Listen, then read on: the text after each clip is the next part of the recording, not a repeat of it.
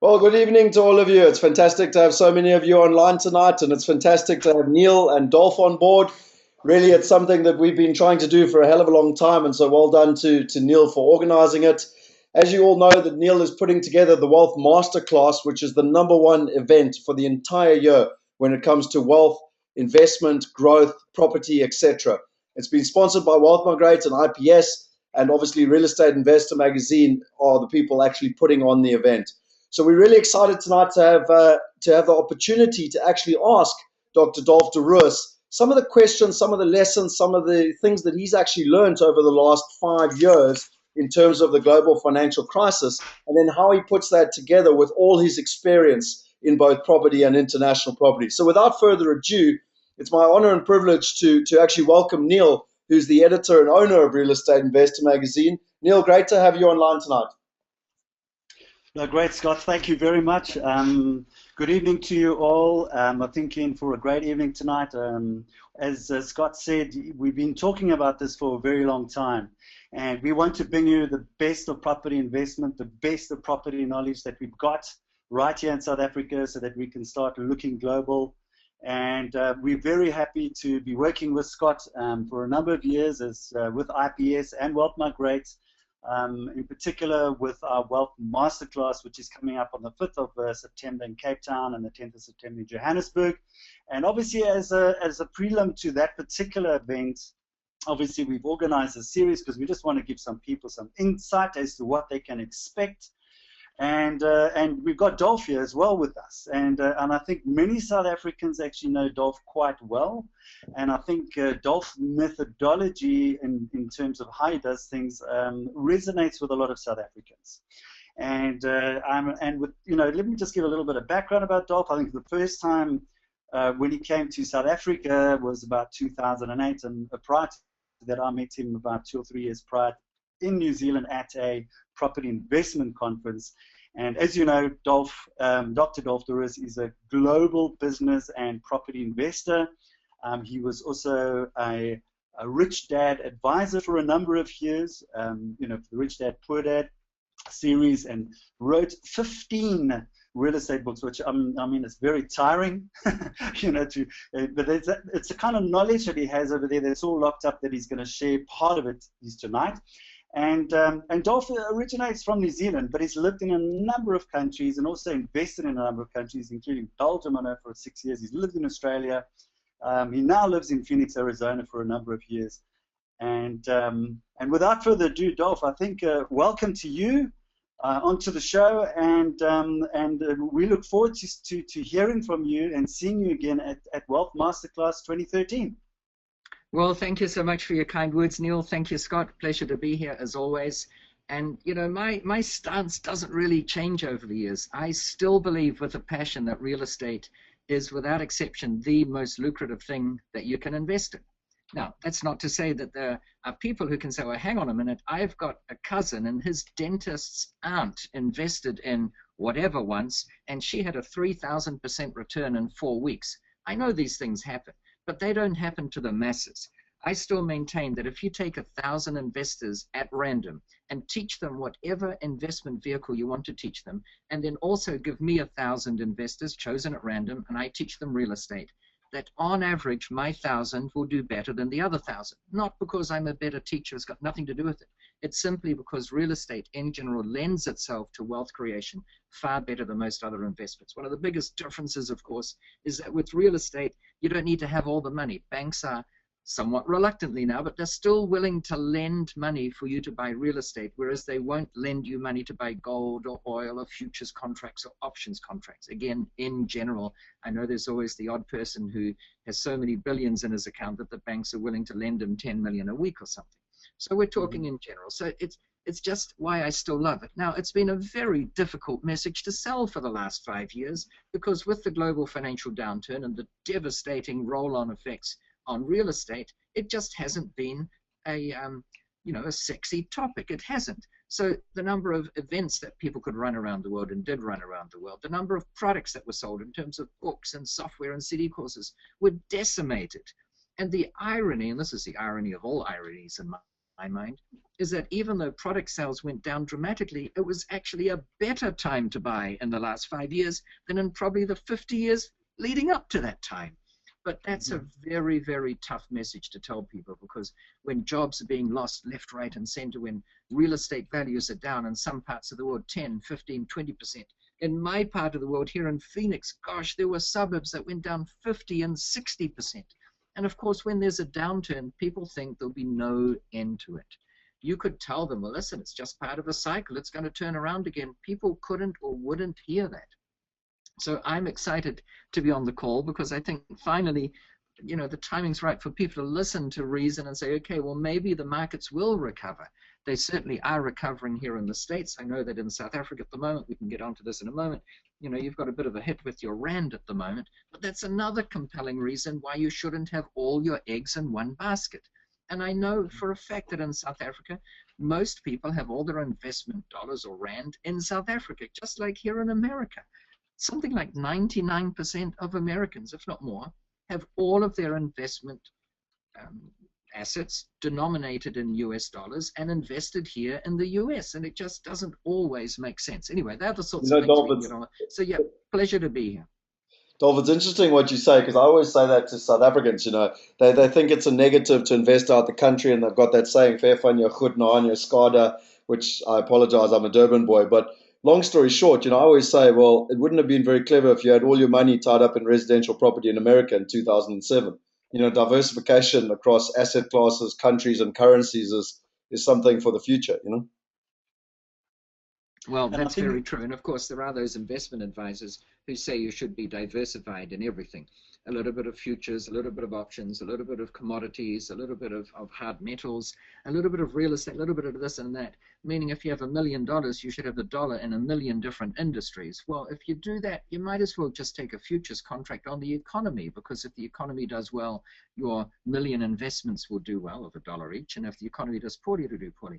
I do believe you should be diversified, but in real estate, a little bit of residential, a little bit of commercial, a little bit of industrial, and a little bit of hospitality, and then a little bit in South Africa, and a little bit in America, and a little bit in Europe, and on it goes. So obviously, I'm a big-time pusher of the real estate investment, but yeah, diversify within real estate, and certainly go global. Anyone who's done that has generally done very well, and they don't regret it.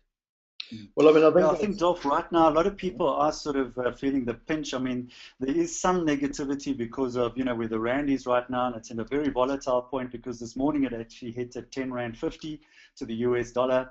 And obviously people are concerned, because if you've got rands and you don't have dollar investments, I mean, you know, that's a problem. And also with that, you know, we've got higher than normal inflation. I mean, we at around about 6.5% compared to the US is around about 2.5%. So obviously there's a lot of fear, and people are looking for answers.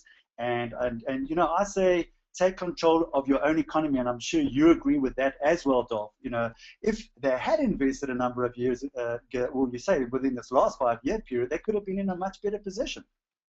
Well, you know, they're all very valid points. And sure, inflation's higher in South Africa than in America right now.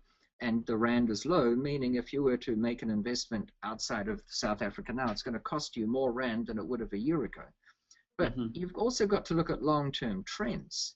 And one of the reasons why the rand is low, one of many, is that inflation is higher. You could say inflation's higher because the rand is low, but they're obviously interrelated. But the question is, what's the long-term trend going to be? And if inflation continues at even a marginally higher rate in South Africa than in America, then long-term, chances are the rand is going to fall even further. And if you had, you know, say $1 million rand today, would you rather make an investment outside of South Africa today, or wait another 5 years until it's 12 to 1 or 13 to 1? That's one concern. I mean, there are risks, of course. You could invest in a foreign country relative to South Africa, and then the rand goes up. And if it goes to 8 rand to the dollar, then, you know, you've got a bit of catching up to do still. But if I look at long-term trends, that's not the case. One of the indicators of that is, you know, the international community isn't exactly flocking to South Africa because now they get 10 rand to the dollar or 10.5 rand to the dollar.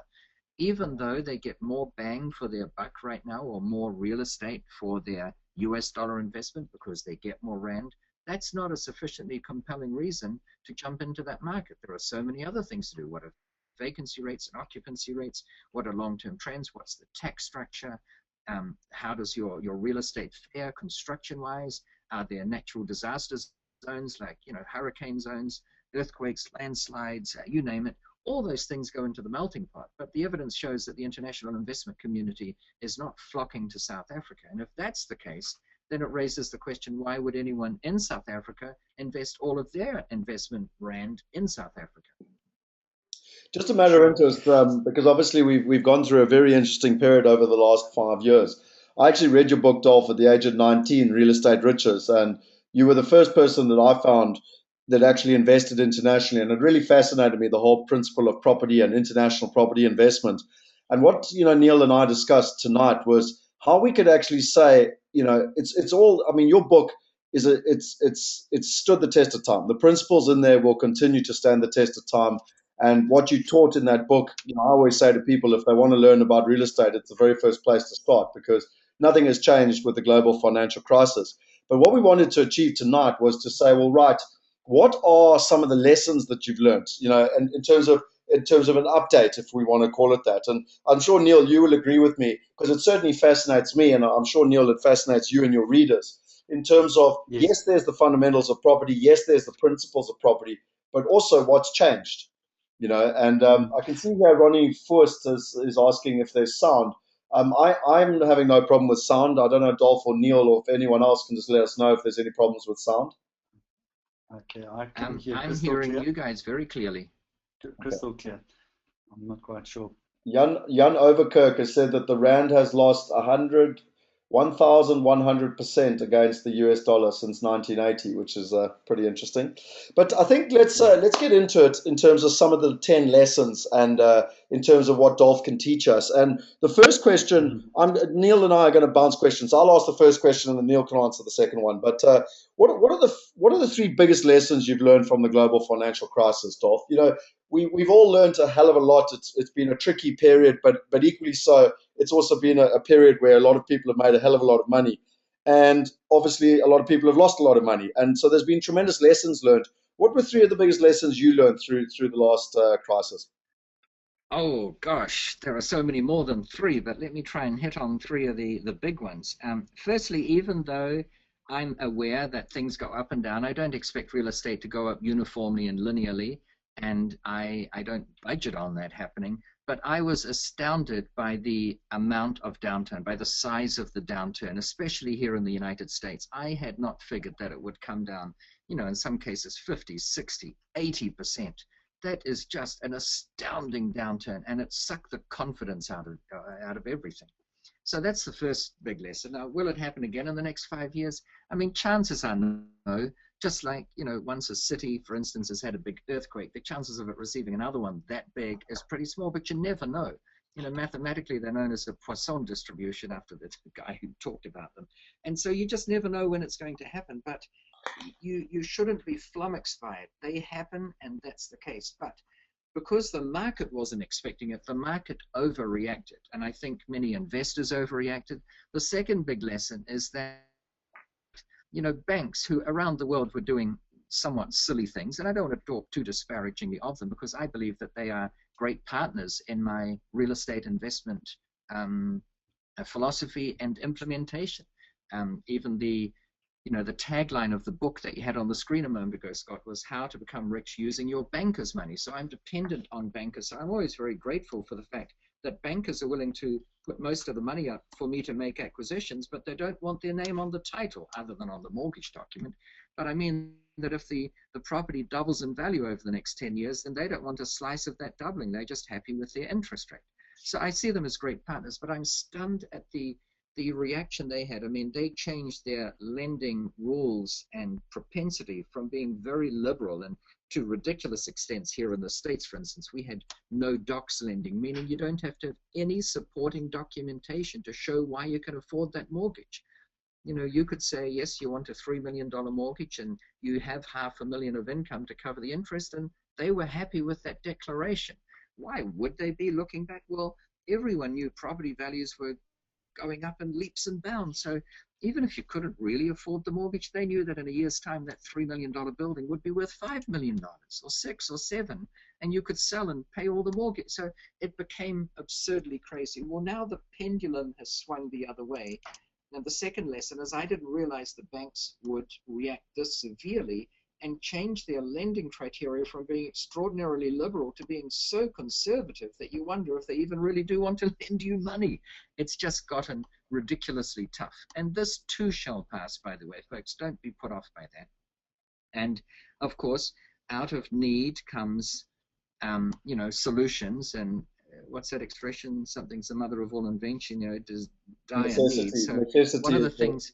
Necessity. Yeah, is the mother of invention. So we've figured out ways of being able to borrow money without having to go through stringent banking rules. And that's, one of the things that I'll be sharing at the Wealth Masterclass. And I've never shared that before because we've never had a need for it. We never had the necessity before to invent new techniques. And so the second big lesson. Yes. Dolf, Neale here. I want to make a comment because I was talking to a prominent banker here in South Africa recently, and we were talking about the last time you were actually in a TV studio with him when you came in 2008. And I remember it was one of the a CNN program, CNN Africa, and you were talking about banks would loan lots and lots of money, and at that particular time that concept was 100% correct because banks were loaning lots of money, and he still said to me today, yeah, look, I don't know about that, Dolf guy, because nowadays banks are not loaning the money. So is that the only way to invest? So what are your comments on that kind of response, Dolf? Well, I mean, firstly, I'll get to the actual question that you've posed, but just as an observation on the side, isn't it interesting how however long ago, there was 5 or 6 years, I make a comment which according to you is valid at the time, and then years later, when obviously the entire world has changed, instead of saying something like, well, Dolf's comments may have been valid then, but I wonder what he would say now, instead he said, well, I don't know about this Dolf guy because the comment he made 5 years ago is wrong, or I'm putting words in your mouth slightly now, but it's just an interesting observation. People will remember something you say 5 years ago, which may well have been valid then, and try and see if it still stands the test of time, even though I never said this is valid today and it will be valid for forever. Sure. So you're absolutely right, and he's right too, that what I said then, as I've already indicated voluntarily a few minutes ago, it's changed. Banks were very liberal with their lending, and now they've toughened up, as they should have. I believe they were too liberal back then. And just as I think they're too tough now. You know what? We can sit there in judgment and say they're too liberal, they're too tough, they should do this, they ought to do that. And we can sit on the sidelines and forever pontificate with absolute certainty and with absolute justification what everyone else is doing wrong. Or we can just say, you know what? These are the circumstances. The world we live in is not ideal. It's not pure. There will always be anomalies. There will always be cycles, and the pendulum will always swing too far one way and then too far the other way. And either we can sit in despair and watch the pendulum swinging, wondering when it's ever going to come to a stop, the pendulum, or we can sit there and criticize everyone for what they're doing wrong, or we can say, you know what, this is the world we live in. Let's participate. Let's play. How blessed we are that we could even notice the cycles of the economy. How blessed we are that we can see a pendulum swinging back and forth. And we have the brain power to make judicious decisions, which hopefully will serve us well. Do they always serve us well? No. We make mistakes. That's the other thing. You know, when you are in a position where you're blessed to be asked advice, you can give 100 bits of advice over a period, and 99 can turn out to be pretty well good, and then one turns out to be not that good, and they all hype on about that one. And it doesn't matter. That's also part of this imperfect world we live in. And if you can't stand the criticism for the one bit of advice that didn't stand the test of time, you shouldn't dish it out in the first place. One thing I've always been proud of, the guys, is that I don't just talk and tell people what to do. I just share what I'm doing. And I think that's sort of a little point of differentiation. And that's why I'm so passionate about it. I have, you know, not really a vested interest into whether other people do it. It's just I often get asked, what are you doing at the moment? Like right now, what have you learned from the crisis? What are your strategies? And I'm happy to share what I'm doing. If someone else benefits from those, great. Mm. Just So that's imagine. my long-winded answer to his comment. Yeah, no, that's great. I just want to also add to that because I think the point that we're also trying to make is that there's many ways to skin a cat. You know, you don't use that same strategy in that particular market because you've already demonstrated to us, and in fact, you've only shown some of us, Dolph, and I know you've got a lot of other methodologies of how to invest in real estate with or without money or bank finance. There's a number of ways you can invest, and I know we haven't even seen the best of you yet, Dolph, because I know I've been to Phoenix with you to see some of your units. I've been around, and I know that you have got completely other, really sort of mind-blowing ways of how to invest in real estate without using the bank's money. Right. So I think there's many ways of skinning a cat at a particular time. Would you kind of agree with that? Oh, absolutely. Absolutely. And the other thing, what you said is so correct, that there are so many ways of doing it. For instance, a lot of people in America have joined the fix and flip bandwagon, and it's a perfectly valid way of making money. You buy a house that's a bit run down and that not many people are interested in because it is run down, and then you put a crew in to clean it up and remodel. You might remodel the bathrooms and the kitchen and replace the thin single pane broken windows with dual pane glass, and put insulation in the roof and do this and spend $20,000 or $30,000 on it, and then you sell the property for maybe $50,000 more. And certainly 2-3 years ago, people would be doing one of these every 6 weeks and making an absolute killing. Of course, when word got out that there was a killing to be made, and I confess that I'm partially responsible for word getting out because I would talk about it. I mean, we used to do tours of Australia and all over and bring investors over by the plane load. So as word got out, more and more people did it, and the margins got squeezed. But some people are still doing it. It's a bit tough, and our profits are down. You have to work a bit harder. Even though there was a lot of money in that, I never really participated in that because I have this basic philosophy that I don't like to sell in general.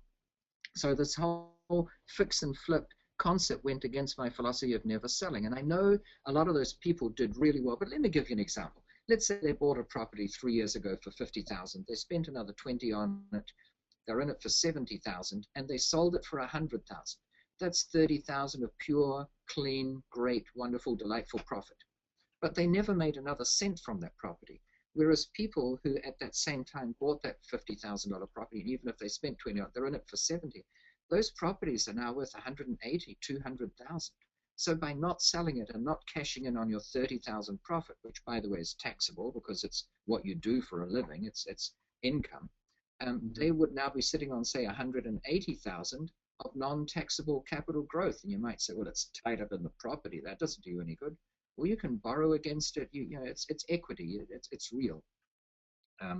So it's a philosophical difference, but it doesn't detract from the fact that there are thousands and thousands of investors doing really well out of fixing and flipping.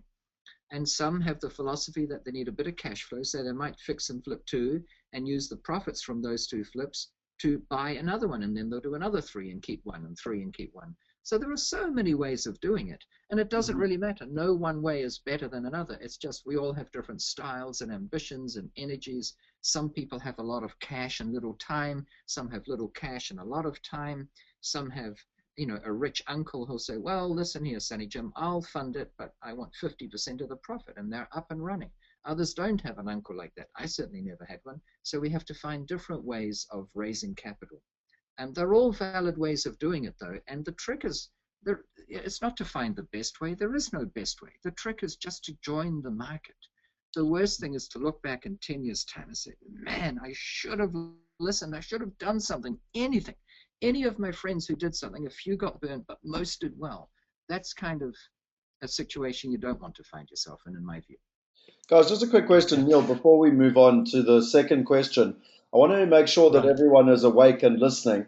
So can they please give us what is one lesson that they learned from the last 5 years? If you could just type it up, it'd be interesting to see what some people's opinions are on one of the lessons they learned from the global financial crisis. You always say in life, if you participate, you're going to get a hell of a lot out of it. If you sit here passively listening to what Dolph's teaching you and you're also doing your emails and playing on Facebook, then you're not going to get nearly as much value out of it. So just while Neale's preparing his second question there, just tell us what it is that you learned in the last 5 years. Just one thing. What was the one thing that stood out? As an example, I learned, Dolf, that you really, the people that focus on income actually not only survive in these times, but actually thrive. And those people that go for capital growth take a hiding. It's like betting against winter. It will come eventually. Just some other ones here. Mark said, never run a too tight a ship on cash flow and it'll keep you dry. Linda said, trust your own instinct. No, sorry, don't believe the market will only go up.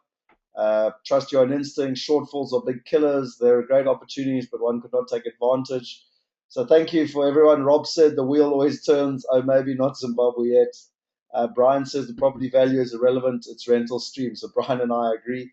Grant said go against the storm, go against the norm. So there's lots of people participating, and we really appreciate that. Neale, you've got a question. What's your second question? Yeah.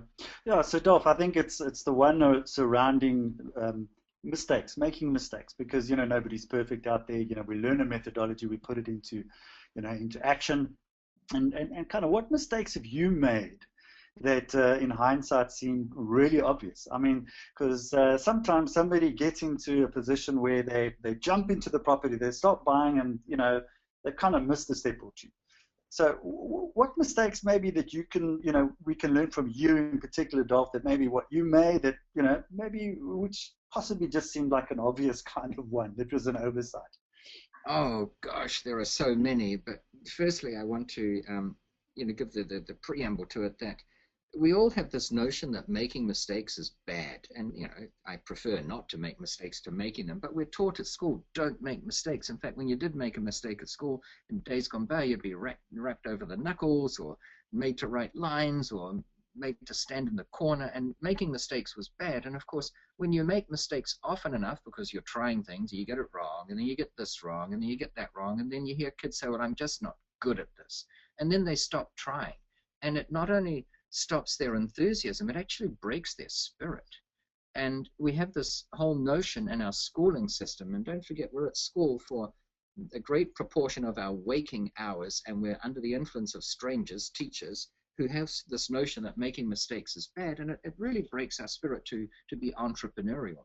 Whereas I prefer the philosophy that making mistakes is good because it shows that you're trying things. And making a mistake is good. Repeating a mistake, of course, is a bit silly, but as long as you're making mistakes, it shows that you're doing things. And I don't beat myself up too much about the mistakes I've made in the last 5 years, for the simple reason that none of us really knew what was happening. Having said that, one is, someone mentioned it before in their comments, cash flow. If cash flow is tight because you can acquire things and the cash flow is just enough to cover everything, when there's a downturn and you lose 40% of your commercial tenants, for instance, that can leave you in a bind. And then if the banks send in a very negative appraiser or valuer, one with a very low estimate of what a building is worth, then the bank's going to see that your cash flow's down and the value of the buildings come down, and they might want to do a cash call to help pay down the mortgage, or it all starts to get pretty messy. So it's very important to keep your cash flow in very pristine condition, because it does all depend on cash flow. So I think that's the biggest mistake I've made, that we were so happily investing that we were stretched, not in the circumstances that we were in at the time, but when you get a once in 50 years major downturn, then that can stretch everyone.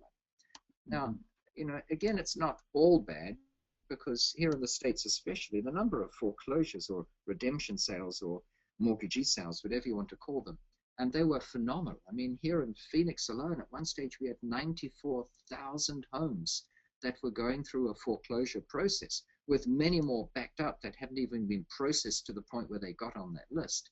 So everyone, or not everyone, but a lot of people got caught in that same situation. And having said that, even though people got caught, it also generated tremendous opportunities. So part of the trick too is, when things are bad, it's not just to wallow in how bad they are and drink, in your own sorrow and all that sort of thing. Part of it is to figure out, well, given that this is a situation, what can we do? How can we do some good out of it? How can we benefit from it? So every adversity has within it the seeds of something great again. Plus the knowledge, of course, that no matter how bad the crisis was, unless the country would go into complete mayhem and chaos and anarchy and destruction of the government and all that, which, I don't think was on the cards for any of the countries that we're talking about. Not South Africa, not America, not England, not anywhere in Europe. I mean, things got precarious, but they weren't to the point of complete anarchy. Then we knew that in the fullness of time, things would turn around again. And then it's a matter of how much can you acquire at the bottom of that downturn. And those who did, I mean, and we stopped because of this cash flow situation. But the cheapest house I saw here in Phoenix, and it was a perfectly good house, was $6,200.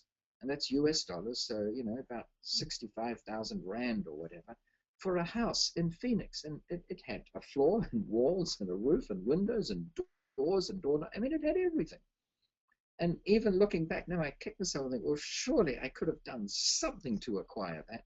But we were all just in the mode of keeping everything afloat and keeping everything going, that even we didn't really pursue that with any vigor. But that shows how bad it got. But I think, Dolf, I mean, you know, a lot of people. that actually leads us on to the third question, which is it's a fantastic intro because you know if you knew today everything which has happened and in terms of the last 5 years specifically, you know what would you have done differently? And I think you know in some instances you've just actually answered it with the house at $6,200. But you know what else would you have done differently when one takes into account you know everything that's happened in the last 5 years and how the market dipped and corrected and I mean the different trends that you've noticed. Well, you're right. I mean, if we can exclude for a moment the notion that we all would have liked to sell everything at the peak and then deploy that money to buy it all back and then some, you could have probably acquired 3 times as much property if you'd done that. But we didn't know the crisis was going to be as deep. I certainly didn't know it was going to be as deep as it was. But yeah, I think put more effort into acquiring even more property somehow. You know, form pools of people that want to. You know, if you get 6 people putting $1,000 in each, whether those people come from South Africa or across the border in Botswana, anywhere, it doesn't matter. 6 people with 1,000, that should have been easy to do. And, you know, we would have had another property. And gosh, I don't know what it's worth now, but it must be worth 50 or 60 or 70 at least now. I mean, it's just, you know, it dips so incredibly much. And by the way, the 2 cities that dipped the most in the United States are Las Vegas and Phoenix. And it goes without saying that if you'd bought at the peak just before the crisis hit, you would have suffered more in Phoenix and Las Vegas than in any other city in this country. But on the other hand, the recovery has also been the greatest in those 2 cities. I mean, here in Phoenix alone, in the last 12 months, the results came out this week. In the last 12 months, prices on average have gone up 26%. And the year before it was something similar. So they're up 50% in 2 years. And it's all predictable. I'm not saying it after the act. I've been saying this forever. Things go in cycles. The market always overshoots on the way down and it overshoots on the way up. But there's my point and my confession, I guess, that even though I know that, I still didn't act with sufficient vigor when it undershot and went down. And there are all kinds of reasons. You know, there's how much time can you put into it and how many people can you approach that say, no, you know, things may not recover before you give up. But yeah, I would have liked to talk more people into participating and put more effort into figuring out what I could do to acquire more real estate in that downturn. It's always so easy, Scott, with the benefit of hindsight, you know. I know, and And I always say to people if they can tell me where the top or the bottom of the market is, they're basically lying unless it's in hindsight. So I agree with you on that. right. Neale, what's your And question? that's Scott, why, if I Yep. can just add this, that's why I like this philosophy that stands the test of time. So buy for the long term. Make sure you're cash flow positive, none of this negative gearing stuff, but buy for the long-term hold. In general, those investors do better than people who are always trading or speculating or flipping or doing something shorter term. Well, Dolf, I mean, like I said to you, I have the privilege of dealing with some of the wealthiest people in South Africa, and the sophisticated wealthy investors, literally all they do is focus on income, and they have thrived in the last 5 years. You know, being able to pick up the opportunities because they've got the income, they still are looked on favorably by the banks, and it's been a wonderful lesson to learn because whether it was the individual who owned a house or some of the biggest property funds in the world, if they went after capital appreciation and the market turned against them, like you've just said, they've taken a hiding, and many of them have disappeared and gone bankrupt. So it really is a fundamental principle of property that people need to remember. Right. So what are the trends? Because you just demonstrated, Dolf. Obviously, the market has shot up again. You know, what are the other 3 biggest trends which are happening at the moment in the market? What's changed? Well, you know, we've hit on two of them. One is the market's recovering at a phenomenal rate, more and faster than anyone expected. Secondly, banks are being ridiculous with their lending criteria. They're making it really tough. And I think that's short term. I think they're going to realize at some stage that the property is on a definite recovery cycle, and they're going to want a part of it. They're going to, you know, banks make their money, and in essence, I know it's more complex than this, but in essence, they accept depositors' funds in return for which they pay them a relatively modest interest rate on those deposited funds. And then they take that money and invest it at a higher rate. And one of their most secure and stable investments is mortgages in properties. So they're in the game of lending out money. They're just making it very, very tough at the moment. So they are two of the trends. But the third trend that I think is emerging, and that in 10 years' time we'll look back and we'll say, gosh, we should have realized that we could see the evidence, is that the world is becoming more global. If not from investors in South Africa or New Zealand or Australia or places like that, there are other countries where they are just surging. And Canadians, for instance, their economy is slightly ahead of the cycle compared with other countries, and they are investing abroad in leaps and bounds. I mean, I can quote you one stat that 34% of all investment money coming from overseas into the Phoenix market is coming from Canada. It's an astounding reality. Then the Chinese, we're all underestimating the impact of the Chinese. But the Chinese are investing big time all over the world. They really are. And they're coming to the United States not only in large numbers and increasing numbers, but they're coming with massive, massive amounts of cash. And they tend not to be bothered with banks. They don't apply for a loan. They just pay cash. So they're doing it, and that's also helping the recovery and propping prices up. And Dolf, it really becomes a you know, with things going global, do you want to join that bandwagon? Dolf, with things going global, what are your thoughts on the global economy and kind of where we're at? And obviously, it's pretty topsy-turvy, and August and September are always some of the months where things really seem to go a bit haywire. Where do you think we are at the moment? I mean, you're based in America, you've got an understanding of what's happening there, but where are, you know, what's happening globally? Well, you know, that's a big question. We could spend an hour just on that. Very briefly, you know, around, 15 years ago now, in 1997, when there was a hiccup in Thailand and the baht went haywire, and that echoed round to Argentina and caused a crisis there. And the then global crisis echoed around the world, and it took about 2 months to go from one part of the world to the next. There was this flow-on, a ripple effect.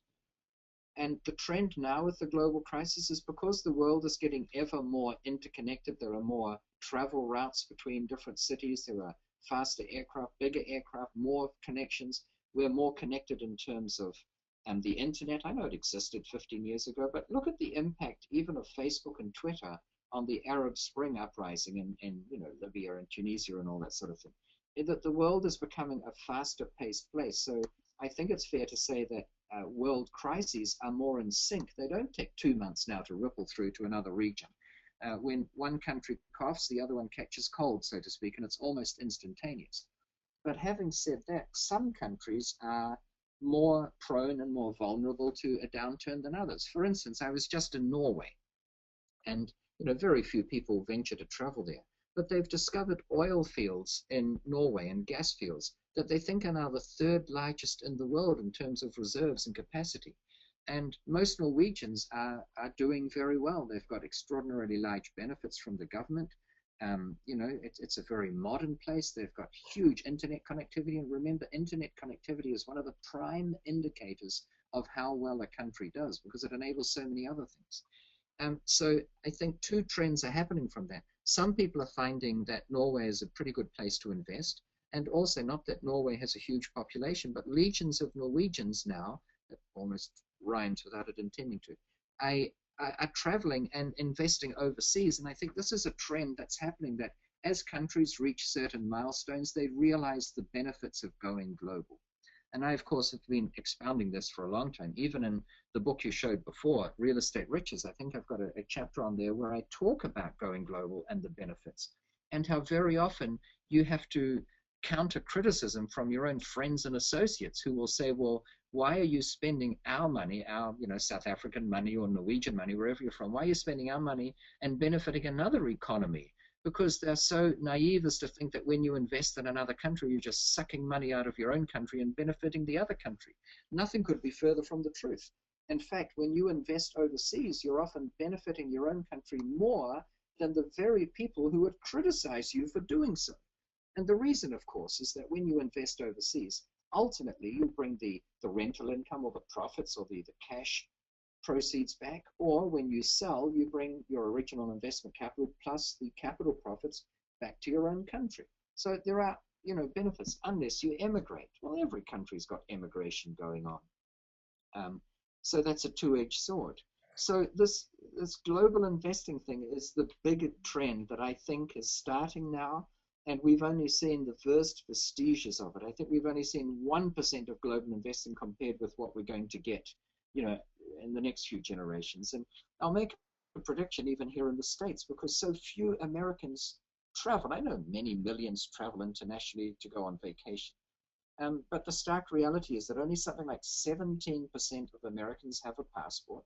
And I would hazard a guess that 90% of those trips are to relatively local destinations, mainly the Caribbean and Canada and Mexico, because they're nearby. And also 90% of the trips are for recreational purposes, vacations, holidays, celebrations, whatever, spring break. Very few trips are for business purposes, and even few are for foreign investment purposes. But that trend is going to change. Already I see this trend emerging when you monitor social networks, that more and more young people are far more open to traveling, and they'll just get on a plane and go to another place. It's sort of a very interesting trend. I know in my generation, the thought of going to Russia, for instance, has been, we all grew up with word of the Cold War, and, Russia went into Afghanistan in the 80s because, we thought they wanted a port in the Indian Ocean because they only had Siberian seaports, and there was all this fear, and we all had this sort of almost negative thought about Russia. Well, I went there this summer, and I tell you what, I don't approve of everything that's going on there, of course, but what a delightful place to visit. Just really easy to go, great service, great friendliness. And so you see a lot of young people from all over the world traveling to these places now. It's not their parents' generation, it's the young people. And I think with that will come a lot more global investing. So it's a matter of, do you want to join the bandwagon now that you're one of the first to hear about it, one of the first to get opportunities? Or do you want to wait, and in 10 years' time you can say, you know what? Scott and Neale and Dolf pretty well had it on the nail. They were absolutely right with their trends, and I could have done it. I'm pleased I was on that call. Shame I didn't do anything about it. That's, I think, what you want to avoid. Dolf, we spent some time last year. Yeah, sorry. Do you want to say something, Scott? No, I just wanted to. Peter's asked a question here. We don't have time to go into too many questions, but it's a very valuable question, and I know Dolf doesn't have a crystal ball, and I think it's important to reiterate that. But just using his gut feel. There's a guy called David Veerdemir. I must admit, I'm just reading the question here. Is once again predicting yet another bursting of the bubbles, including a collapse of the federal government financial system due to massive cash injection and money supply. Other top investors are saying we're in for another crash bigger than, et cetera, et cetera, et cetera. What are your thoughts on that, Dolf, in terms of basically a double dip or whatever they talk about, and in terms of the recovery that we're having, but how sustainable it actually is in terms of the global economy? Can I just add to that as well? Yep. Sorry, Dolf, could I just add to that? Because there was, Robert Kiyosaki was also here in South Africa recently, and he's saying he's predicting a crash in 2016 in the US because of the cashing of the 401ks. And, a lot of baby boomers are going to retire. So, there's that kind of prediction. So I don't know, maybe just add to that as well. I don't know. What are your thoughts on that? Well, you said I have no crystal ball. That's absolute nonsense. I do have a crystal ball, but very unfortunately for me, time has shown it to be no more accurate than anyone else's crystal ball. Look, throughout time, throughout my investing career, there have always been doomsayers. There have always been people who are talking about the coming crash. And, there are economists who have a series of books called The Coming Crash Ahead and The Coming Boom Ahead and The Coming Crash Ahead.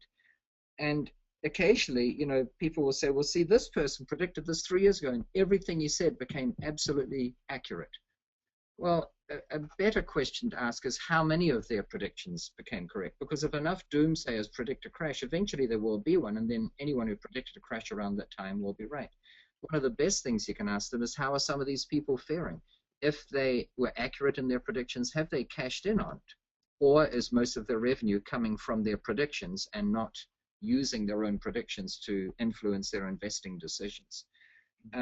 I don't know if there'll be a big crash coming up in 2016, but I do know that if you buy real estate that is well located in growth areas, and that's crucial, you have to invest in areas where there is a history and sustainability of growth, because whether we like it or not, there's a very strong correlation between population growth and real estate property value growth. So much so that in areas where populations are in decline, for instance, towns that used to host a steel mine or a car assembly plant or something, and then that steel mine or plant has gone under and they've retrenched. I mean, where you've got a shrinking population, you have declines in property values, even if the national average is going up. And conversely, where you have increasing demand and an increasing population, you have increasing property values. It's pretty simple, really. So you have to buy in good locations, and you have to be cash flow positive. You don't buy something with negative cash flow in the hope that in 5 years' time, the increase in capital value based on some lofty estimate will cover your cash flow losses. So if you're making cash flow profit and you're in an area that has population increases, it's pretty hard to go wrong, even if there is a downturn. And I'm the first to admit that if someone bought just before this recent crash started, they may still not have recovered to what the value of that property was before the crash. But if you bought 8 years ago, and 10, and 12, and 15, and 20, and 30 years ago, you're still way ahead. You're still cash flow positive, and you've still built up equity. And I believe that over the next few years, people who manage to hang on to their properties will sort of sigh with relief and say, it's just as well we managed to hang on. So a crash may happen. There'll always be crashes. There will be generations to come that say, wow, this is the biggest crash since 2008, or they might be induced to say, well, this now, whenever it is, 2030, 2040, this is the biggest crash since the Great Depression back in the last century. But there will still be investors doing really well out of it. So the challenge is, you know, you can read too much. If you read too many predictions and listen to too many people. You know, another question to ask is, these people making the predictions, what do they do? Are they selling everything, or are they still investing? And, you know, I've never been a very controversial advice giver, but, you know, there's an argument that some people who give advice give controversial advice to get a bigger following. So they're just thoughts. You know, I've got faith in economies where the population is growing, and whether we like it or not, we can also debate the merits of an increasing population and the Malthusian theory on we're going to reach a crunch time, a shortage of water, a shortage of electricity, on and on it can go. Well, that's all true, but that's going to happen whether or not we invest. So I make my investment decisions not on whether it's good for the population to go from 7 billion to 9 billion over the next 30 years, and that's a bigger increase than in all of the last 300 years combined, whatever the numbers are. I'm not going to make judgment on that, and to me, investing time and analyzing that is not going to change the reality that it's happening. I'd rather say, okay, given that this city has had good growth, higher than average growth for the nation for the last 50 years, and given that this trend is likely to continue, and given that prices are down from pre-cash and that they're likely to continue going up, and they went up 26% last year and a similar amount the year before, based on that, if I can find a property that's cash flow today, you know, cash flow positive today, then I'm inclined to try and acquire it. And I think that logic will serve me better than trying to use a crystal ball, which I don't have, to figure out, you know, whether there's going to be a crash or not. Absolutely. So, Dolf, that brings me to the next question, because yeah, remember last year in November, we spent some time in Zimbabwe as well. So you got to, meet ministers of housing. You got to quite understand the whole Zimbabwean economy quite well. And we met quite a lot of influential people, from ministers, I think, meeting actually Mugabe himself, I think. But just your thoughts on the South African economy, because I think if people had to take the advice related to what happened in Zimbabwe, where we were at the summit, we were actually at the first property summit, and what are your thoughts on South Africa? Because everybody's talking South Africa, and they're talking about as a springboard to the rest of Africa, and because a lot of South African businesses are expanding, throughout Africa, and they're using South Africa as a springboard. But what are your thoughts? What are your thoughts on the South African economy? What do you think? Where are we placed in relation to other global economies from your perspective? And I think, just to add the Zimbabwean story, I think you also mentioned the notion of Zimbabweans actually investing offshore, because pretty much right now, if they had to do that, they would be in quite a good position. That's true. Well, there are a lot of questions wrapped up in there. Yes. Yes. Firstly, the economy in South Africa is not doing as well in many other parts of the Western world. And at the same time, the economy in South Africa is doing, orders of magnitude better than most other countries in Africa. So I hear that Nigeria has the fastest growing economy right now in Africa, but it's also one of the toughest places for a Westerner to do business. I mean, I've been there, and just some of the, I love the place, but some of the aspects like the security you need just to get through the day is it's absurd from a living in America perspective. And we've got some wild things happening here with liberal gun laws and all that. And so South Africa is the ideal country for any non-African firm looking at setting up a base in Africa to expand into the rest of Africa. That's why so many, of course, choose South Africa. Also, the prospects for growth in Africa over the next century are far better than the prospects in Europe or even the Americas, with the possible exception of South America. It's really a tie between South America, with their booming economies in Brazil and Argentina, mainly, and Southern Africa. And I say Southern Africa, meaning all those countries in the bottom half. So the potential is huge there. That's why I wouldn't be surprised if over the next 50 years, some of the biggest increases in capital value will happen in Africa compared with other countries. But for an investor from Europe or from the United States or Canada or even parts of Asia, a small-time investor, the risk of investing in South Africa is manifold, in that we've got an exchange rate risk, and evidence just in the last few months with what's happened to the rand supports that. And there is still a challenge with political stability, if not in South Africa, then certainly in a lot of your neighbors. That, by the way, to touch on Zimbabwe, and what a delightful place. I mean, it's a beautiful country, gracious people, friendly people. I think I said at the time, one of the best steaks I ever had was in Zimbabwe, and who would have thought, out of all places? Sure. But it's also beset, and I'm trying to be, diplomatically correct here, but it's also beset with ongoing political challenges and a view by the rest of the world of what those political challenges are. And I think that's holding the country back. It's certainly one of the main reasons why people are very reluctant to invest there. There's a fear of the direct risks of investing in Zimbabwe, annexation or privatization or nationalization of any investment funds. And there's a concern about being seen to be supporting, what some people would call a repressive regime. I get the sense that that's slowly but surely changing, but the rest of the investment community doesn't see that. And one of the reasons why what we propose, because you're right, we met with the Minister of Housing and I think 4 other ministers, and we had a number of proposals on the table as to how we might in some small way help the government with its policy and all that. And I understand one of the large reasons why that hasn't gone ahead is because then they had a snap election coming up, and then there was a dispute to the election, and they're so engrossed in their political process that it's hard to make economic decisions which will serve the country for the next 10 or 20 years, because they're embroiled in what's going to happen politically in the next 1 or 2 months. That's my perception of it. It's, of course, a lot easier for South African firms to do business there. For you just send a truck up the road or freight by air or something.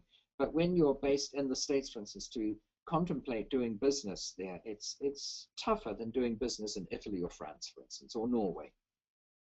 But I'm very optimistic for Africa in the long term. I don't know if much is going to happen in the next 5 years, but in the next 50 years, I think that Africa is going to boom. It's absolutely going to boom for 2 fundamental reasons. You've got a population that's huge and growing at a very fast rate. And you've got a lot of people who don't yet have simple things. I'm talking refrigerators, toasters, kettles, cars, driveways, carports, garages, homes. So there's a lot of infrastructure that can be rolled out that we just don't have here. It's interesting you say that. It's interesting you say that, Dolf. Remember, Neale, when we were at that presentation last year at SAPOA, and Andrew Houle, the futurist, said that the golden age of Africa will be from 2020, and it was exactly the principles that Dolf's talking about. Absolutely. Well, that's interesting because I hadn't heard that. I didn't know about that. But this is sort of what I've been gleaning, what I'm seeing myself when I go down. I've been to Africa quite a bit lately, and just what I'm figuring out, it has to happen. You see, part of the challenge we faced in the West is everyone already has a fridge and a spare fridge in the garage or garage, and we've got all the stuff we need. Now it's just a matter of upgrading and updating it. But in many, I mean, in Zimbabwe, weren't they saying that there's a dire need for 3 million housing units? Not 3,000 or even 300,000, 3 million. So whoever can figure out a way of funding that and deploying teams to build them, they're going to do extraordinarily well. And then all those homes are going to spurn demand for lighting fixture and table lamps and tables and all the stuff that goes with it. So I think for the next 30 or 40 years, there's going to be a huge growth in many countries in Africa for just what we would consider relatively basic things in the West. Just a quick one. I mean, we've obviously spent a lot of time looking at the economies, and you have mentioned quite a lot about property as well. The next question I would have, and the next three questions, I would suggest, Neale and Dolf, if we go through them in a little bit of detail and we touch on them, but obviously we can go into them in a lot more detail at the Wealth Masterclass. But the first one would be, what are your thoughts on international property investment? Now, we have discussed property going global. You have actually mentioned quite a few properties already, Dolf. So you have actually touched on this. But just generally in terms of the international property market and the cycles, where do you think we're at the moment? Well, there are two questions. One is, what do I think of going global? And obviously, I'm a supporter. I said it benefits your country more than the critics do. It benefits your personal portfolio because now you've got a spread of risks in terms of exchange rates and cycles and all that. It's far more interesting, traveling around. It makes your trips tax deductible if the reason for your trips is to look at more property, look after the ones you've got, meet with your property managers, do inspections, all that sort of thing. And then in terms of, where are the economies? Right now, I think it's fair to say that the United States is certainly on an upswing. I mean, if you're not aware of that, then you haven't been reading enough. It's in recovery mode, and it's happening at a very fast rate. We're already reaching a point in many parts of the States where there's a shortage of properties available. Europe is languishing, but Europe is drifting right now. Apart from a few places like Norway, which, as I mentioned, is doing well because of its oil and gas fields. So Europe is slightly tougher. They've got a graying population, and in many parts of Europe, the population isn't increasing. But there are regional variations. And just to give you an idea, I was in Belgium last week and in the Netherlands, and they've got massive influxes of people from Romania and Bulgaria. About 300,000 in the last 6 months alone. You might say, well, how's that possible? Well, Romania and Bulgaria were admitted to the EU, the European Union, and that gives them free right of passage between the member states, and they can live and reside anywhere. So a lot of them go to these countries. So that sort of creates a demand for housing, but not all of them can afford it yet. So there are even problems associated with all of that. But right now, the United States is in recovery mode. It's got a population which is increasing despite all the sometimes criticism that America gets. We still have a net inflow of immigrants over immigrants. It's a very desired place to be. So the population is increasing. And if you can identify cities where it's increasing at faster than the average rate, then you'll, as sure as day following night, you'll have capital values that increase faster than the national average. And on average, they're already going up. So it makes a lot of sense. I think if you put your thinking cap on and decide where to invest globally, you'll, in all probability, do very well, barring, of course, a major catastrophic downfall, which some of the naysayers are still predicting. Just in my interest, before we move on there, Neale, I think something that's pretty exciting is at the Wealth Masterclass. Actually, it was in last September when Clem Santa and Dolf de Roos were actually presenting at Neale's last Wealth Masterclass.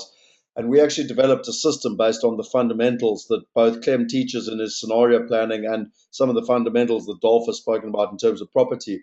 and came up with a system called the Global Property System to actually help people invest internationally. And Dolf, I think you'll be fairly interested. I'd like to take you through this. We're actually launching a book which will be launched at Neale's events. So for those of you who come along to the event, we will actually be giving you a copy of the book and in terms of where we're at. And it actually helps people look at all the countries around the world and analyze where the best return on investment is in comparison with risk.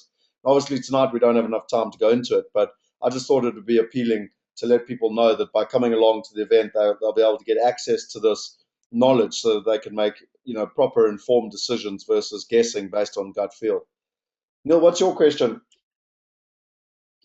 Yeah, well, we spoke about the U.S. markets. We spoke about well, all the various international markets. I just want to know from Dolf in terms of South Africa going forward. I mean, what are your thoughts on property in South Africa, investing in South African property? What are your thoughts around that one? Well, we've covered a lot of the points. A lot of the upside is that of all the economies in in Africa, South Africa probably has the best chances for doing well. It's got the best infrastructure, roads, telecommunications, internet access, all that sort of thing. It's also politically, I think it's fair to say, very stable, which is great. I think it's got great prospects. It's also, for most companies from outside of Africa looking at starting something in Africa, it's the ideal launch place. It's the ideal place to have your African headquarters.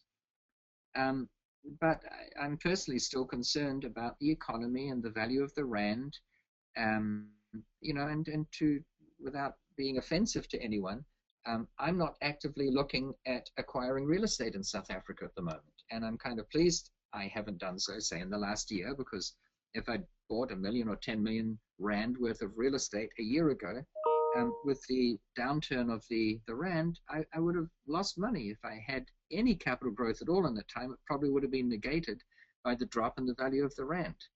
And you might say, well, as long as I don't try and bring the money out of South Africa, I'm no worse off. But I am. When your rand goes down, the whole country's worse off. Imports are more expensive. It's not good all around. But I think the prospects long term are good.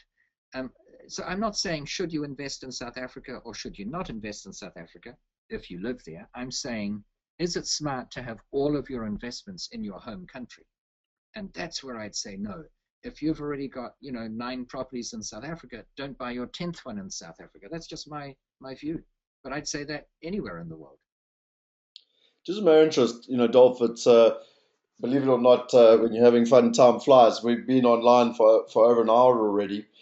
We've shared quite a lot tonight, but I know that Neale is very excited about the event that he's putting on. It's certainly the #1 event of the entire year for investors and people that want to accumulate wealth and understand from the global best.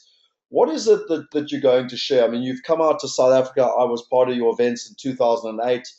You were out here in 2012, and I was part of those events. And each time I've learned new stuff back, right back from when I was 19. I told you that I read your book and it really was one of the catalysts for starting me on my property career.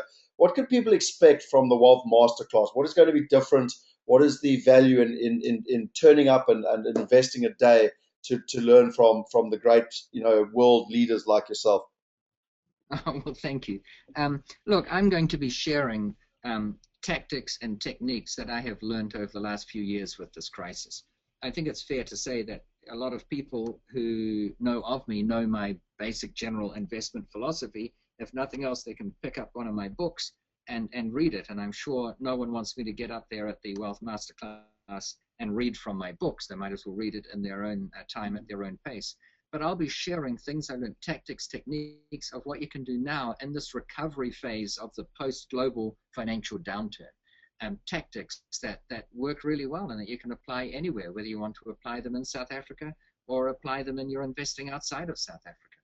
And the thing is, it's new. I don't have this in book form yet. I could think of putting it in a book, but as you're probably finding out, it's not a weekend job to write a book, especially if one writes them oneself. I've written all my own books myself, or if they're co-authored with a co-author. I've never had a ghostwriter.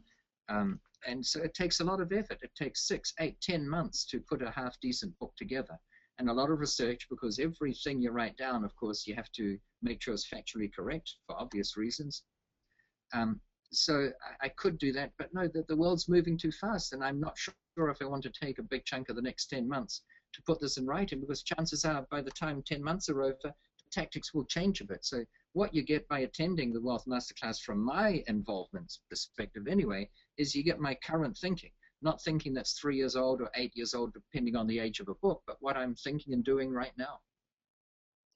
Neale, tell us about some of the other people that'll be joining. I mean, Dolf is obviously one of the global leaders, but I know that you've done extremely well to get people who are on a similar scale to Dolf. Tell us a little bit about some of these people that are joining us.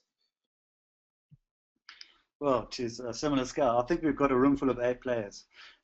Just getting back to the book story, I put a magazine together every month, guys. So you think it's stop writing a couple of books every year, put a magazine every month together and be topical. And pretty much you see the time and effort that goes into just keeping up with the trends of the market. It takes a lot of energy, information, investigation, and that kind of thing. So I just thought I'd just throw that in. In terms of Wealth Masterclass, I don't know of any events internationally that I've attended that we've got so many A players. I mean, we've got, coming through live streaming, we've got Donald Trump Jr. Now, some people say, look, I like the Trumps, I don't like the Trumps, whatever it may be, whether you're not, I believe you learn something from absolutely everybody. And certainly, I mean, Dolf is no stranger to South Africa, and I know he's got plans to come back, because I don't believe that we've actually seen the best of Dolf, because Dolf hasn't even exposed not even a smidgen of his information as far as I'm concerned. He hasn't taken everybody to the next level, and I still think there's that opportunity that South Africans will be able to benefit from Dolf. So I just want to add that from Dolf. But we've got Donald Trump Jr. He's going to be coming through via live stream, and he's going to give a bit of the Trump philosophy. And I mean, they did one particular deal. It was a monstrous deal, which actually set up Donald Trump for life, which is 40 Wall Street, which he bought for $1 million, which is now worth $450 million. It's known as the greatest real estate deal ever. So that's what made Trump, I think, famous. And now he's turning more of a TV celebrity with John Jr. And I think he follows, I've done an interview with him, he's following in the footsteps of father. But there is knowledge there is stuff that we can learn. And just to see him there and via streaming, it would just be really interesting. Then we've got JT Fox, who calls himself the world's #1 real estate coach. He's just touching in through via live stream. But there's a local guy that he's working with, Etienne Pretorius. He's also a developer. But I think what I'm also very excited about, Clem's scenario in terms of setting the scene for everybody. Clem is just so knowledgeable in terms of, he gets asked to go all around the world, and to start planning with different companies and individuals, and so that's the lineup. Then there's Yanni Maton. Now Yanni Maton is an interesting guy. I mean, he said he's not in real estate, but he bought himself a farm worth 20 million rand, and he owns a lot of other real estate. And the interesting thing about businessmen is that businessmen own as much real estate as he plays the stock market. He's a stock market guy, but he's got a big real estate portfolio. The interesting, his story was that he read the book Think and Grow Rich at the age of 49 when he was fired from his job, and within a matter of 10 years he became a billionaire. He's going to share that story of how you turn it around. And I just think it is such a magnificent story, just from an investment businessman perspective. Then there's John Chin, and I know you're working particularly closely with John Chin in the US, Scott. And he's also, he's a real estate mogul, and he's also written a book, I understand, as well. So he also understands the US market particularly well. David Becker, another interesting character. He's very much more of a performance coach, a motivator speaker. He's worked with this guy called Lewis Pugh. Now, Lewis Pugh he's from in the Antarctic, and he works with him to such a point where he works on the subconscious mind, and he manages to get Lewis' body temperature up by 1.5% Celsius just through subconscious mind. Let's not call it trickery. I just think it's methodology that he used, because the subconscious is really powerful. So we're going to learn a lot from that, from David Becker. Cesar Ngabalana, He's all over the news here in South Africa because he started off very small. And when I interviewed him, he's a story. In 2001, he was pretty much an average person. And I think in a matter of like 12 years, and a lot of people say, no, but he's a BEE baby. And I would say absolutely not. He's a self-made billionaire today, where he's got a property fund with almost 5 billion rand, if not more, which is the Roos property fund. And he has certainly just been very, very clever in terms of that. And he has a wonderful story of how he built.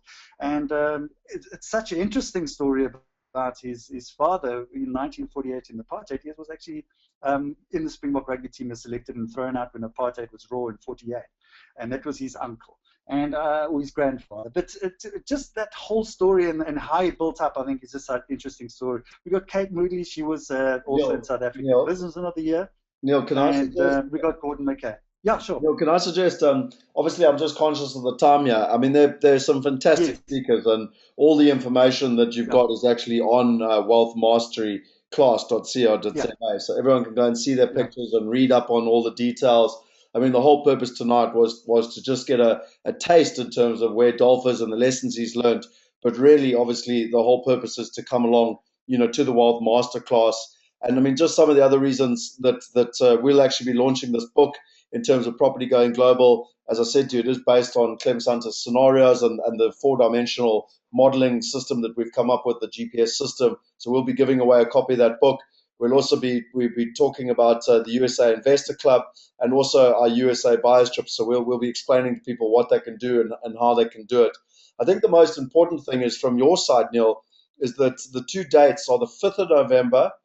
5th of September. 5th of September. It's next week. It's next Thursday, Scott. Which is September. Let me change that. That's in Cape Town, and it's at the Bay Hotel. Yeah. And then it's Tuesday, the 10th of September, which is at the Sandton Convention Center. But I think just want to add on Dolf, because Dolf has also very kindly added a whole pile of his books for the VIPs. And he's given a number of his books as part of the entry ticket for the VIPs. And I've got a special here tonight for the people that are on who haven't booked yet. We've got a 2-for-1 special at a very special price, and it includes all those books from Dolf and your book, Scott. And we're also putting in 1 year's subscription to Real Estate Investor magazine, and there's a number of other benefits. You get preferential seating up front and all that kind of stuff. So so there's a number of books and giveaways that we are giving away, and we are going to offer. Can I mention a special now, Scott? Must I throw it in now just so we can get this done, and then we can. Please, Mike, I've put up the screen. You should be able to see it now with everything in terms of what the offer is for people. Okay. Yeah, so pretty much I think tonight, and this offer is open till 5 o'clock tomorrow. It's filling up fast, guys. I can tell you really, really fast. Our phones are actually going ballistic at the moment, and we can't fit everybody in. It is limited seating, but for tonight only, and as I said, it closes at 5 o'clock tomorrow, and it's for people that are on this webinar. We've got 2 general tickets for 1750, which gives you admission, the workbooks, and also a speed networking session. And I think what I want to tell everybody is that it's not just about, there's so much knowledge there that we're going to pick up from the likes of Dolf. It's also about the networking, the people you meet at that event.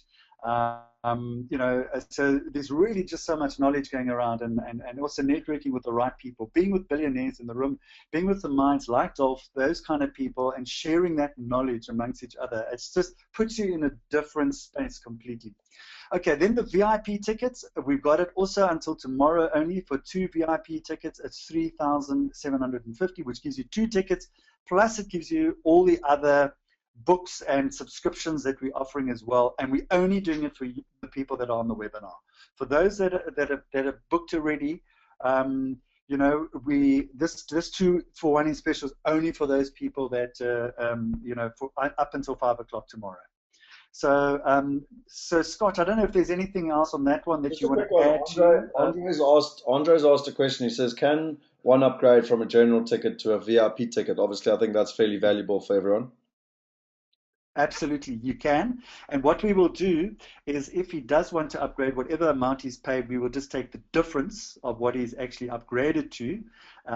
So we're not going to put a surcharge on that. We just put the difference, and he can still get the benefit the special that he's on tonight. So that's certainly, absolutely, definitely. Quick question. So if anybody has any quick questions, right? You want to? Yeah, I just want to ask you, Yes? Neale, where do people go to sign up in terms of the special, basically? Okay, they must come directly to our office. Tomorrow morning from 8:30 they can call 0861 ACT now. That's from tomorrow morning. If they need to speak to somebody immediately, they can. You can speak to Nicolette.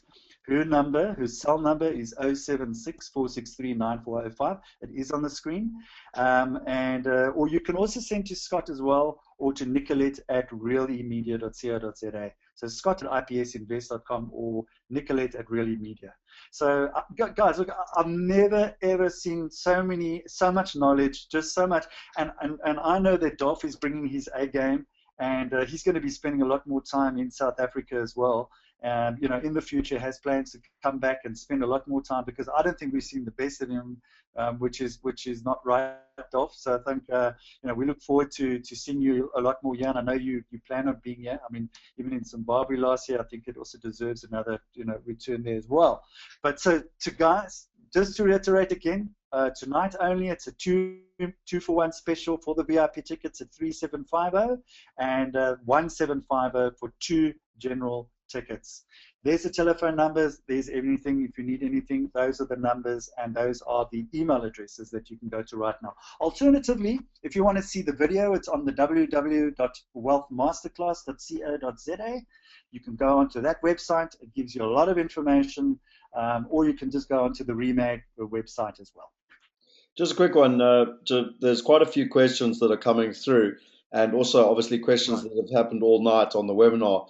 It's always very difficult in one of these, environments. Dolf's got so much knowledge to share, and so really, ladies and gentlemen, unfortunately, Dolf, it's Dolf. What's the time there in the morning? It's like 9 a.m. in the morning, I think, or 10 a.m. It's not too bad. It's 11:15. 11:15. But I mean, I know you've got deals to do and to get out onto the streets of Phoenix and make things happen. So the whole purpose of tonight was just to get an understanding of what they can get at the Wealth Masterclass. If you do have questions, please come along to the Wealth Masterclass, because we'll be able to answer them there. And as Neale said, if you want to call that number 076-463-9405 or email Nicolette at realemedia.co.za. She'll be able to answer any questions about the event. You've got till Neale 5 o'clock tomorrow to take advantage of the discount. Huh? Of this particular special. Yeah. If you don't take action now, you can still go on the website wealthmasterclass.co.za and sign up. And if anyone's got any questions from my side, you've got my email up there in terms of where we are. So I think without further ado, we've covered a huge amount. And Dolf, it's been an honor and a privilege to have you online. It's been great to have so many other people online, and the energy within the group was great. Lots of great questions. And Neale, as always, well done for putting together such a special event. What are your last comments, Dolf, in terms of what you've seen, what you've heard, and what we expect to learn? Well, you can never learn less. So read books, attend every event you can get to, listen to webinars, come along to the Wealth Masterclass. You'll never learn less. If you just learn one thing, it might change your financial future. So sign up, come along, invest the time and the effort, and chances are life will never be the same. That's what it's all about. We don't regret the things we do that we shouldn't have done. We regret the things we didn't do that we could have done. So just give it a go. Awesome. Well, thank you very much. And Neale, from your side? No, absolutely. I must, Scott, you and me, and I know it's Dolf as well. We've traveled all around the world going to events like this, and I just think this is such a massive opportunity to meet the quality of people, and I think we've kind of brought it to South Africa. We brought the best that in the game. And I just find that you just learn so much, and from these events. And I just think that everybody has that exact equal opportunity to learn as much at the Wealth Masterclass. So, having said that, guys, for those that haven't booked, we hope to see you there. For those who haven't, I just want to bring up. Can I mention tomorrow night's webinar with Clem? We're also doing a little bit of an intro. Is that? Do you want to mention a little bit about it?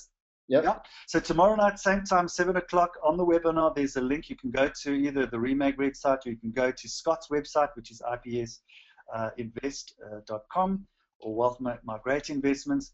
And you can log on there for Clem, because Clem's also going to be giving a little bit of intro what he's going to be bringing to Wealth Masterclass next Thursday in Cape Town on the 5th, and on Tuesday the 10th in Johannesburg live. So those are the 2 live events. It's really going to be a fantastic day. I think you'll walk away, really with lots of knowledge and excitement and inspiration, and more important, to take action on your investments. Neale, can I finish with a little story for those people that are sitting on a fence? I went on a course in 2010. I spent 500,000 Rand flying to Las Vegas and then flying to Fiji.